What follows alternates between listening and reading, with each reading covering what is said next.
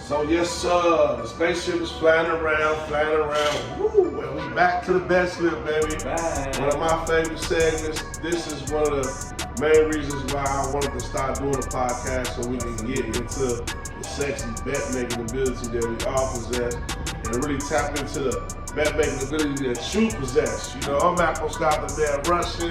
And I'm E. in the man Taylor Street. Yeah, the man Taylor Street. And man, you know, the best lip, this segment, like I said, is one of my favorites. And man, we're gonna get into some bets. E, what bets you want to get into? So we haven't really went across this, but we're gonna talk about this live bet, this live same game parlay. It just came out. This is something new. This news. Yeah, it's very new. Exclusive. It's exclusive out here, and this live same game parlay is something that if you don't really know too much about the sports, but you're watching the game, you might be able to see what's going on and able to put something together based on these players and what they're doing. You kind of can see what's going on, envision that, and just make your picks. You can still make a little money out of big money. I mean, big money out of little money. So I want to give you, first of all, I got to show congratulations to my man right here. Again, this guy has been showing up and showing out in his betting game, and he's one of the best live same game parlay professionals. So I'm just gonna let y'all know what he did this last Sunday.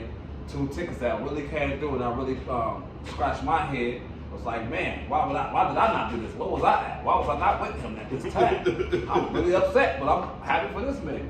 So the first one I'm gonna talk about the live same game that saved him, that got him back up and rolling, was this Denver Broncos plus 12, Denver Broncos plus 12 and a half, and he went with the over 53 and a half. Now at that time, you know, Denver Broncos were down. You know, they were down big time. Man, but you can explain more about that. You know, so go ahead and address that, because I'm trying to figure out what was you thinking at that given time. So if you want to talk about the Bears game, like y'all already heard the Bears rate. So I told y'all I'm taking the Bears to lose every game this season, hands down. I took the White Sox to lose every game. They was 61 and 102, so they lost 102 games. So, you know, so I'm taking the Bears to lose. I wish they played 102 games, 162 games, because I might even be able to buy something real big and stupid. But anyway, the Bears, as the Bears is getting the lead, I'm chasing the score, I'm looking at the score. The whole time I'm waiting for it to top out, because I already know these the Bears. They gonna let Denver come back. So I'm looking for some guaranteed money so I can bet a few dollars, you know what I mean, and just double up, because I was having a rough day on the same game parlay pregame, on the pregame side. So the pregame same game parlay, I was kind of getting beat up because I had the Bears under on everything. So they came out rolling. The offense was looking good, so I just had to let the unders go with the Bears and see if I could catch them on a comeback. I caught the mark at 12 and a half, and you know, I took the 12 and a half and I took the over. Talk about the over, the Bears that had 15 straight overs, you know, going back to last season. This is like the 15 straight overs. So me and one of the guys from the tailgate crew, we always bet the Bears over every week. We bet the Bears to lose. I personally take the Bears to lose, but with a couple of my guys who I do bets with, we take the Bears over every week, because they don't have no defense. Yeah, so that was perfect. That made sense. So how many points were they up at that time when it was plus 12 and a half? So with Seattle, when it was up 12 and a half with Denver, right? So when it was up 12 and a half, I believe that the Bears was up 2 touchdowns. 28-14. Yeah, the Bears was up 2 touchdowns when I caught it. So, you know, I took the 14 and ran with it. I really wanted to go higher, but I took the 14 and ran with it. And I really wanted to hop on the money line, but I was just like I was leveraged out in a couple other bets, so I couldn't hop on the money line. But this bet got me back where I needed to be, so I could make the bets later on that I made later on that day and really come up. That was a golden bet to me, because just seeing how the game was going, the Bears were up like 21-7 at first, and then 28-7. And so when you start seeing Denver scoring, you know how the Bears are, they start playing conservative, and our defense stinks. So we're playing conservative, we punting the ball. And so it was just that was a good feeling bet. Yeah. So you definitely see the trend. You can definitely see the trend. If you went to the money line, we probably could have been, you know, somewhere else, like on vacation out there somewhere. I should have took the money line. So I believe we got up to 12-1. And normally when they get up to something like that, I normally put $25 on it, try and win a quick 500. But I was kind of leveraged out. I didn't really want to go to the bank account and put my money in there. So I just kind of let the chips fall where they may.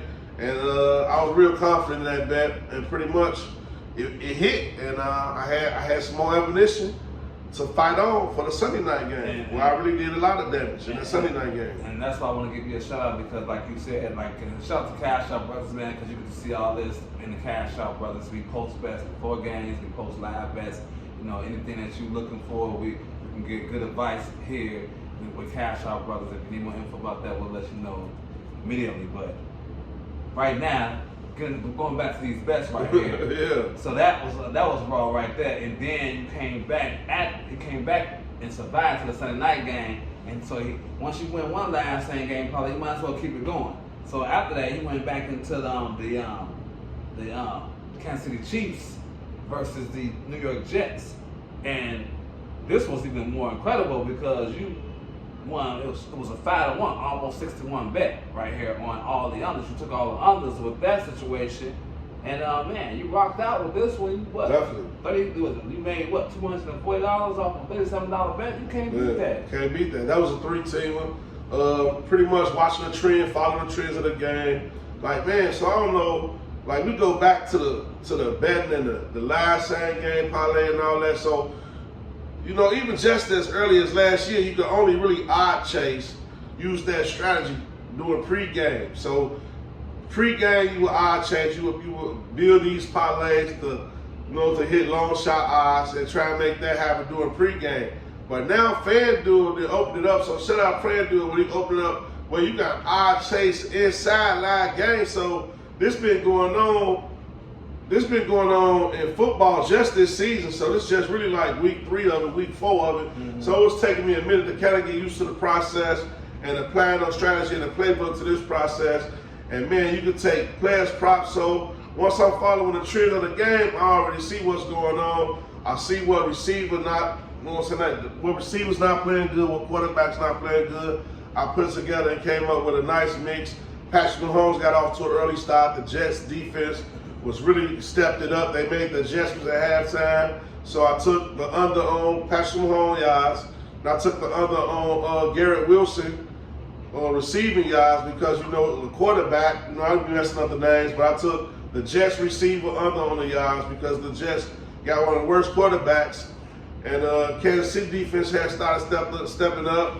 And at this point of the game, it's like halfway in the third quarter, I seen how Kansas City was dominating the ball, and I seen how the Jets was dominating the ball. Not that crazy. So yeah, that bet really was a time possession bet. It was all boiled down to time possession, and that's how I ended up winning because the Jets really never got the ball back. So I took all the players on the Jets team under, knowing that the probability of them getting the ball back was rare, and it just kind of played out the way I seen it. That was an awesome bet, man. You had Patrick Mahomes under 252.5 yards. He only got 203 yards, which means that you shattered that one. And then Jared Wilson had 60 yards. He's supposed to get 70 yards and a half. Yeah. That's a great bet. And then the money line, Kansas City Chiefs money line, you can't beat that. We all knew that Kansas City was going to at least win. Even though they came back, we knew that the Jets was going to win this game. So that was 3 great bets to put together to get a 5-1, almost 6-1 bet, and made a lot of money out of a little money. Right. So I got to give you a prayer. I got to give a shout out to that man because you keep seeing these things before it happens. Yeah. And that's real facts right there. Definitely, and that's how I am. Just to piggyback off that, when you see those bets and you're making these bets live, we was talking about hedging. We was talking about hedging in the chat, so we might as well combine the two. Let's talk about hedging because AD got a bet right now. Shout out to AD. One of the coldest bettors that I know, and we build past strategy back and forth all the time. He in the chat, of course. He in the group, of course, so y'all already know AD always be dropping hits, but in the spirit of the show and what we try to do, inform and teach, he got a hedge bet, in the chat going right now, and he set the bet up the right way so it could come down to Monday night so he could be in this situation. So they offer him The bet is like $25, I believe, paid $450. $20 pay $450. $20 pay, yeah. This was a and just so y'all know what hedging is, if y'all didn't see our show on Friday, you know, we gave a definition of hedge. But a hedge is, in his case, he has a 5-legger, and you have to the only way you can hedge is you would have to at least win your first 4 games. So what he did was he won his first 4 games, was 4 legs, and he has 1 more leg left, which was the Seattle Seahawks versus the New York Giants. Right. So this is a great example of a hedge. Now, what he's planning on winning is for $20 to win $450. So right now he's in the money. The only thing that has to happen is Seattle needs to win this game. Right. You know? So he's in a great situation as far as hedging. Now, in order to hedge, what needs to happen is Seattle needs to go up. You know, to hedge and to put little as money as possible, but still make some guaranteed money. Right. The more Seattle goes up, the easier it is to hedge. The cheaper your hedge is the hedge. I'm sorry, the cheaper it is to hedge because you can hedge at any given time. It's just that you want to spend as less money as possible, so because that way you can win both ways. So his goal is to now go with New York. Now, if he goes with New York to win, and New York comes back, they're at home, so you never know anything can happen on any given Monday or Sunday. Right. So you want to, now he's in a position to where he can make at least $300 right now as we speak if he just put $100 up and New York wins. Right, because right now the money line for the New York Giants is 3-1. Yeah, it said 3-1, 3.5 to 1. So if he bet $100, he'll win $350, and he already got a $20 bet to win $450. So do the math on that, and then that's when you bring in the cash out situation. That's why the cash out game is so crucial, because now you got to make a decision on whether you want to cash out or hedge, and which one is more profitable. So like right now, they offering $210. Yeah, $210. $210. He cash out right now. Take that money right now. Yeah. So, but if he heads for $100, he get at least $300. So profit. $300 profit. So that's the game right there. That's the game right there. Hedging 101 versus cashing out. Well, that's really hedging 103 right there. 103. When you got to battle the hedge amount versus the cash out amount. Or ride it out. Yeah, or ride it out. But either way, or cash out. You know what I mean? Don't forget that, because the cash out game, man, like the homie from 670 Score say, he never seen nobody go broke taking profits. That's why the name of my group is Cash Out Brothers. We cash out all the time. So don't be ashamed to get up out of there. But at the same time, a bet like this, you don't want to get up out of there. You just hedge there. You, like E said, it's a win-win situation. You know, you got a couple of bucks where he says it's time to go in that bank account.